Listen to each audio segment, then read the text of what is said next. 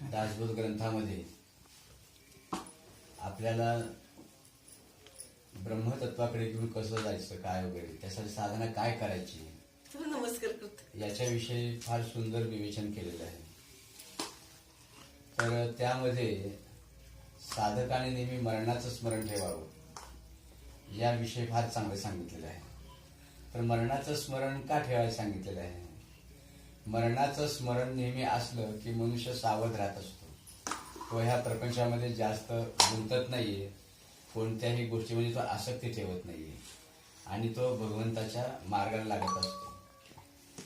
आता भगवंताच्या मार्गाला लागायचं, भगवंताचा मार्ग म्हणजे कोणता मार्ग, कोणत्या मार्गाने जायचं आहे? तर भगवंताकडे जाण्याचे मार्ग अनेक आहेत. त्याच्यामध्ये सर्वश्रेष्ठ अगदी सोपा जर मार्ग असेल तर भगवंताचं नामस्मरण. आणि भगवंताच्या नामस्मरणाविषयी गोंदवलेकर महाराजांनी आपल्या 365 प्रवचनामध्ये प्रत्येक प्रवचनामध्ये त्यांनी नामाचं महात्म्य प्रतिपादन केलेलं आहे. तर ते रोज एक प्रवचन वाचलं आपण तर आपल्याला त्याच्यातून नामस्मरणाची भक्ती कशी करावी, सत्संग कसा करावा, भगवंताची उपासना कशी करावी, या देहबुद्धीतून बाहेर कसं यावं, देहबुद्धी ते आत्मबुद्धी करावी समर्थांनी म्हटलेलं आहे, तर ते कशी करावी वगैरे सगळ्या गोष्टीचं विवेचन महाराजांनी आपल्या प्रवचनामध्ये सांगितलेलं आहे 365 प्रवचनात. म्हणून ते रोज त्या तारखेचं नियमाने साधकांनी ते प्रवचन वाचावं, त्याच्यावरती मनन करावं.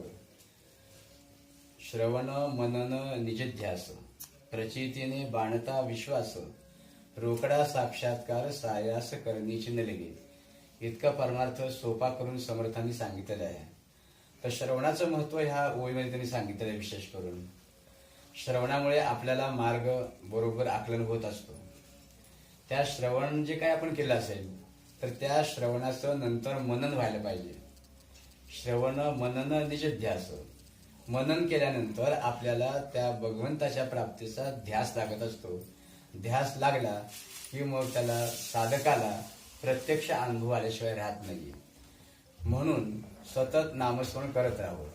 भगवंताच्या नामामध्ये जे सामर्थ्य आहे ते सामर्थ्य कुठल्याही दुसऱ्या साधनेमध्ये नाहीये. हा कलियुगाचा महिमा आहे, महात्म्य कलियुगाचा. या नामस्मरणाचा महिमा या कलियुगामध्ये अत्यंत श्रेष्ठ आहे. म्हणून ते नामस्मरण सतत करत राहावं. याचं आपण मरणाचं स्मरण का ठेवायचं याच्याविषयी समर्थांनी म्हटलेलं आहे की मरणाचं जर स्मरण ठेवलं तर साधक हा नेहमी सावध राहतो आणि नेहमी उपासनेमध्ये राहत असतो. या देहाविषयी आपण नेहमी विचार करायचा. हा देह शाश्वत आहे का?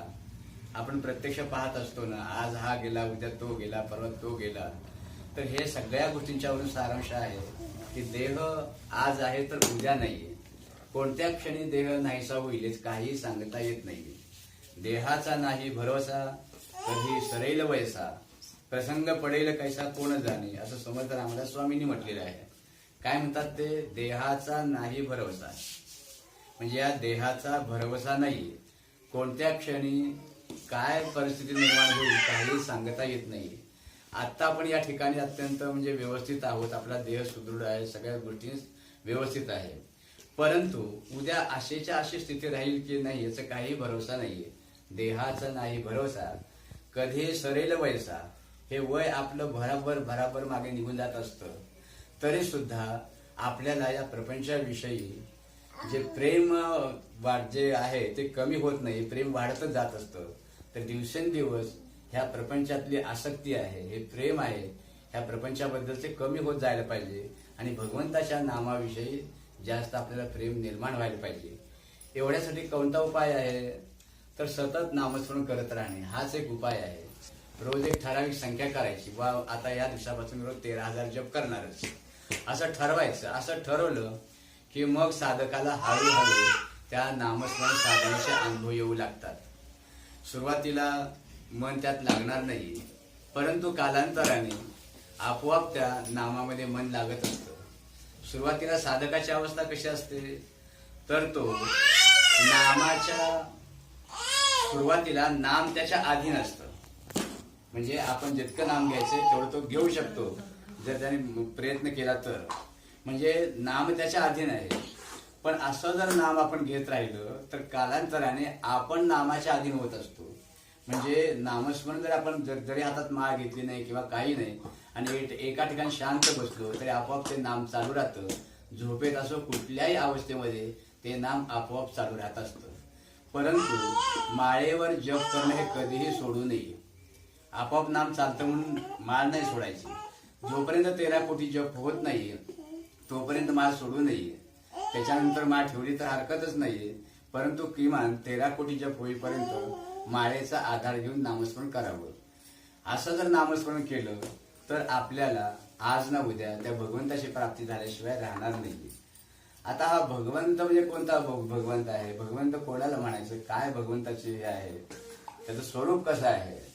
तर समर्थांनी म्हटलेलं आहे, आपलं जे स्वस्वरूप जे आहे तर हे स्वस्वरूप कसं आहे? सच्चिदानंद स्वरूप आहे.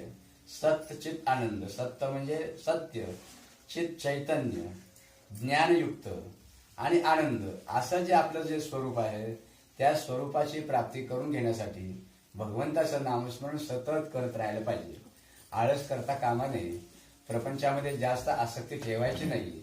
त्याच्यातून कमीत कमी दिवसातून 1 तास तरी भगवंताच्या नामासाठी काढायचा आणि रोज नामस्मरण करत राहायचं.